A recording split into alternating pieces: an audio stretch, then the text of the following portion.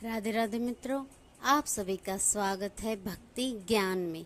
और आज हम आपको सावन सोमवार की व्रत की पौराणिक कथा सुनाने जा रहे हैं।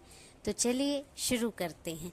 तो सावन में जो भी सोमवार की व्रत करता है, सबसे पहले उसे भगवान शिव को मंदिर जाकर फल फूल अर्पित करने चाहिए, उनकी पूजा करनी चाहिए, उनको जल अभिषेक करना चाहिए और विधि विधान से उनका पूजन करना चाहिए। तो अब हम शुरू करते हैं सावन के व्रत की कथा। तो एक बार की बात है कि किसी नगर में एक साहूकार रहता था। उसके घर में धन की कोई कमी नहीं थी, लेकिन उसको एक दुख था कि उसको कोई संतान नहीं थी और पुत्र प्राप्ति के लिए वह प्रत्येक सोमवार व्रत रखता था और पूरी श्रद्धा से वह शिव की पूजा किया करता था और माँ पार्वती की भी पूजा करता था। उसकी भक्ति को देखकर एक दिन माँ पार्वती प्रसन्न हो गई और भगवान शिव से उस साहूकार की मनोकामना पूर्ण करने का आग्रह किया।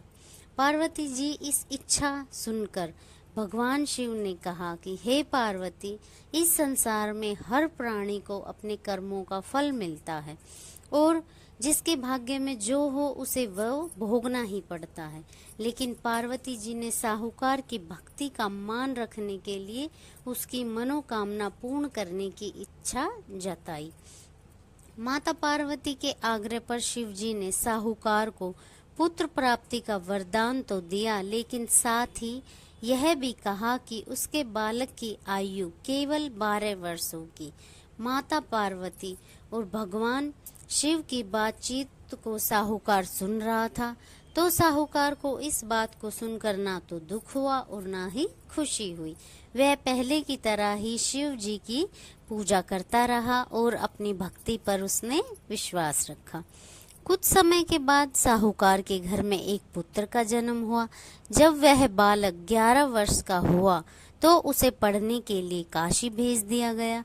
साहूकार ने पुत्र के मामा को बुलाकर उसे बहुत सारा धन दिया और कहा कि तुम इस बालक को काशी विद्या प्राप्ति के लिए यानी कि पढ़ने के लिए ले जाओ और मार्ग में जहाँ भी आपको मौका मिले वहाँ यज्ञ कराना, हवन कराना और ब्राह्मणों को भोजन कराना, दक्षिणा देना और ये सारे धार्मिक कार्य करते हुए आप आगे बढ़ना।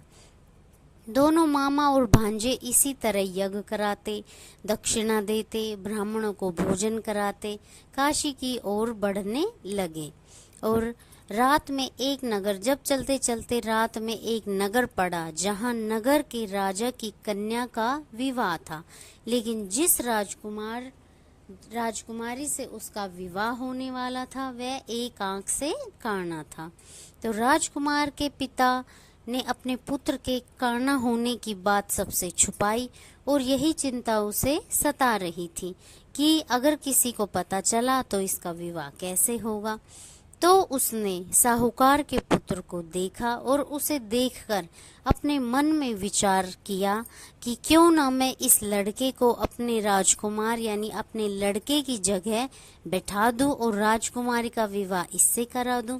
विवाह के बाद मैं इसको खूब सारा धन देकर विदा कर दूंगा और राजकुमारी को अपने नगर ले जाऊंगा। लड़के को दूल्हे के वस्त्र पहनाकर राजकुमारी से विवाह कर दिया गया, लेकिन साहूकार का पुत्र इतना ईमानदार था कि उसे यह बात अच्छी नहीं लगी, न्याय संगत नहीं लगी। उसने अवसर पाकर राजकुमारी की चुन्नी के पल्ले पर लिख दिया कि तुम्हारा विवाह तो मेरे साथ हुआ है, लेकिन जिस राजकुमार के संग तुम्हें भेजा जाएगा वह एक आंख से काना है और तुम्हारी शादी मेरे साथ हुई है और मैं काशी पढ़ने जा रहा हूँ। जब राजकुमारी ने चुन्नी पर लिखी ये सारी बातें पढ़ी तो उसने ये सारी बातें अपनी माता पिता को बता दी। तो राजकुमार ने अपनी पुत्री को राजकुमार जो काना था उसके साथ विदा कराने से मना कर दिया, क्योंकि वह उसका पति नहीं था। और बारात फिर वापस चली गई। दूसरी तरफ साहूकार का लड़का और उसका मामा जब काशी पहुंचे तो उन्होंने वहाँ भी यज्ञ कराया। जिस दिन लड़के की आयु 12 साल की हुई उस दिन भी यज्ञ रखा गया। लड़के ने अपने मामा से कहा कि मेरी तबीयत कुछ ठीक नहीं है। मामा ने कहा कि तुम अंदर जाकर सो जाओ, थोड़ा आराम कर लो।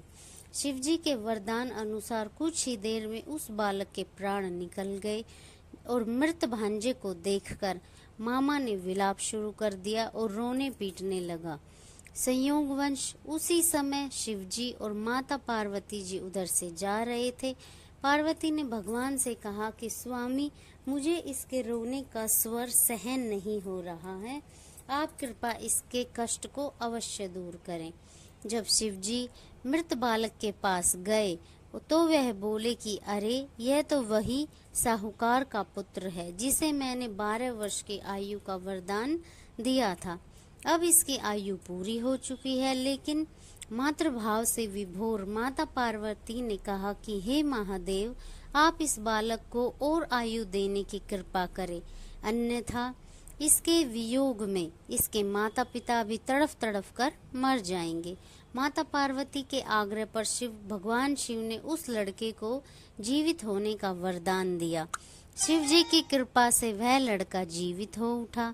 शिक्षा प्राप्त समाप्त करके लड़का मामा के साथ अपने नगर की ओर चल दिया।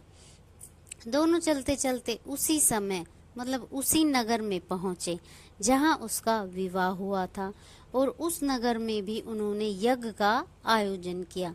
उस लड़के के ससुर ने उसे पहचान लिया कि ये तो वही लड़का है जिसके साथ मेरी राजकुमारी का विवाह हुआ था। तो वह उसे अपने महल ले गया और महल ले जाकर उसकी खातिरदारी की और उस अपनी पुत्री को उसके साथ विदा किया। इधर साहूकार और उसकी पत्नी भूखे प्यासे रहकर बेटे की प्रतीक्षा कर रहे थे। उन्होंने प्रण कर रखा था कि यदि अपने बेटे की मृत्यु का समाचार उन्हें मिला तो वे दोनों भी अपने प्राण त्याग देंगे। अपने बेटे के जीवित होने का समाचार पाकर वे बेहद खुश हुए और प्रसन्न हुए।